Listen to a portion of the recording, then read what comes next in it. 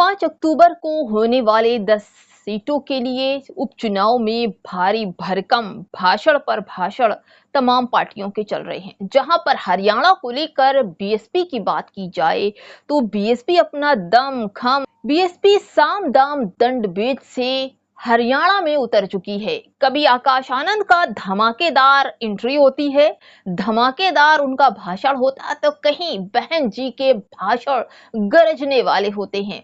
उन्हीं सबके बीच में आपको एक नाम और याद होगा, डॉक्टर रितु सिंह। वही रितु सिंह हैं जो दिल्ली यूनिवर्सिटी की प्रोफेसर रह चुकी हैं। उनको गालियां मिली थी, जाति सूचक गालियां मिली थी और उनको विश्वविद्यालय से बाहर निकाल दिया था। कई दिनों तक धरना प्रदर्शन भी उन्होंने किया था और बाद में जो लोकसभा का चुनाव है उसमें बीएसपी की तरफ से उन्हें टिकट भी मिला था। महज 7,000 वोटों से हरियाणा में बीएसपी की सरकार बनते बनते रह गई। और अब हरियाणा में क्या उलटफेर चल रहा है, क्या राजनीति चल रही है, ये हम आपको इसी वीडियो में बताएंगे, क्योंकि आपको ही हरियाणा की भी खबरें चाहिए और ऐसी खबरें चाहिए जो पॉजिटिव हो। आपको पीडीएम न्यूज पर ही पॉजिटिव खबरें मिलेंगी। नमस्कार, जय भीम, जय संविधान। दोस्तों, मैं हूं आपकी दोस्त शैला और आप देख रहे हैं पीडीएम न्यूज।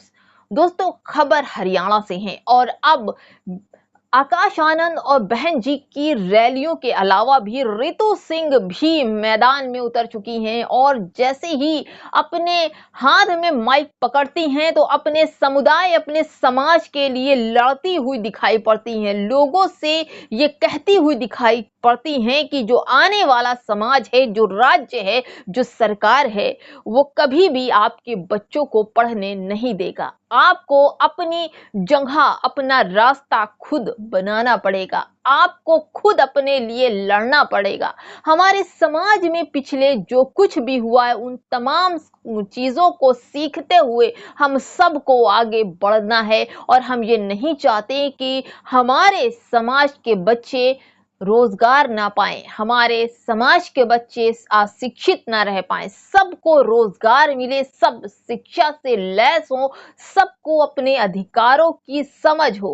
रितु सिंह के भाषण ने ऐसी आग लगाई है कि हरियाणा में सिर्फ बसपा बसपा बसपा सुप्रीमो मायावती और उनकी पार्टी ही नजर आ रही है। जहां पर बहुजनों की अगर बात की जाए तो हरियाणा में जाटव समाज और गुज्जर समाज के लोग ज्यादा हैं और बहन जी जाटव समाज से हैं और जो उनके साथ कार्यकर्ता हैं वो सब गुज्जर समाज से हैं।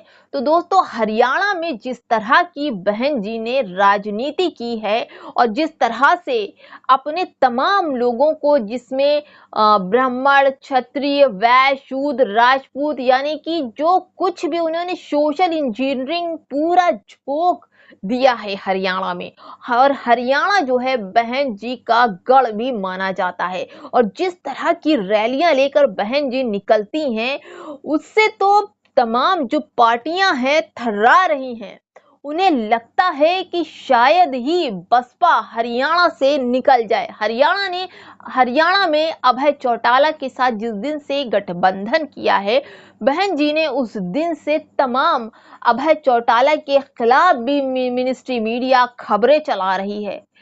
तमाम खबरें ऐसी है जो बहन जी के अपोजिट हैं, अभय चौटाला के अपोजिट है। ये चाहते हैं कि ये गठबंधन टूट जाए।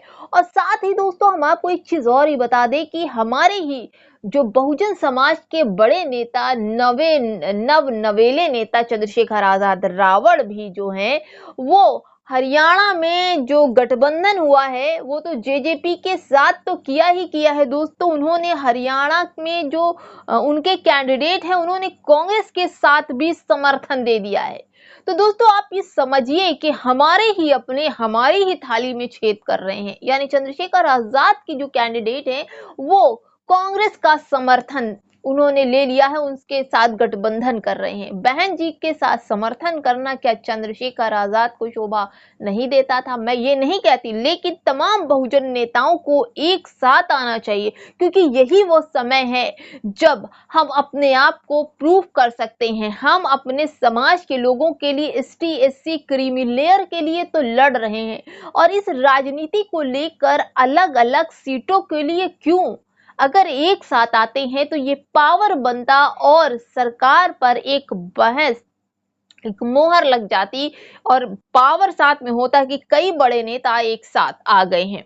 फिलहाल दोस्तों, बहुजन समाज की डॉक्टर रितु अपना दल बल सब लगा चुकी हैं और हरियाणा में बहुजन समाज को यानी बीएसपी को जिताने के लिए पूरा दम लगा चुकी हैं। एक एक घर पहुंच रही हैं, एक एक लोगों को बहुजन समाज से, उनकी पार्टी से जागरूक कराने का काम कर रही हैं। और उनके भाषण तो ऐसे हैं कि शायद ही आपने कभी सुना हो बहन मायावती जी को इस तरह का भाषण देते हुए। डॉक्टर रितु एक ऐसी पढ़ी लिखी और शोषित वंचित समाज की महिला है जिन्होंने हर तरह का स्ट्रगल करके डीयू यूनिवर्सिटी पहुंची थी, और वहां पर उन्हें जाति सूचक शब्दों का उनके साथ इस्तेमाल किया गया, लेकिन उन्होंने अपनी इज्जत को बचाते हुए यानी अपनी जाति को बचाते हुए कई दिनों तक आंदोलन किया बिना डरे। उस आंदोलन में उन्हें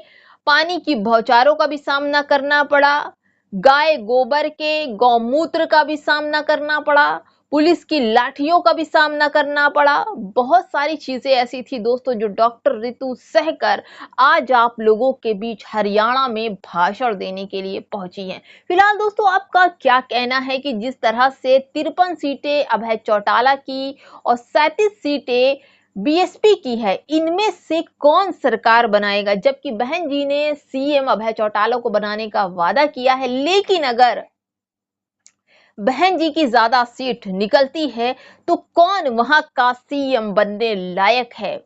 एक ऑप्शन मैं आपको देती हूँ, क्या रितु सिंह हरियाणा की सीएम बन सकती हैं? हमें आपके जवाब कमेंट बॉक्स में चाहिए। और जाते जाते दोस्तों, खबरों को लाइक शेयर सब्सक्राइब कर दीजिए, और साथ ही डिस्क्रिप्शन में जाकर दोस्तों चैनल की आर्थिक मदद के लिए अपनी सेवा दिए गए अकाउंट नंबर पर प्रदान कीजिए। नमस्कार, जय भीम, जय संविधान दोस्तों।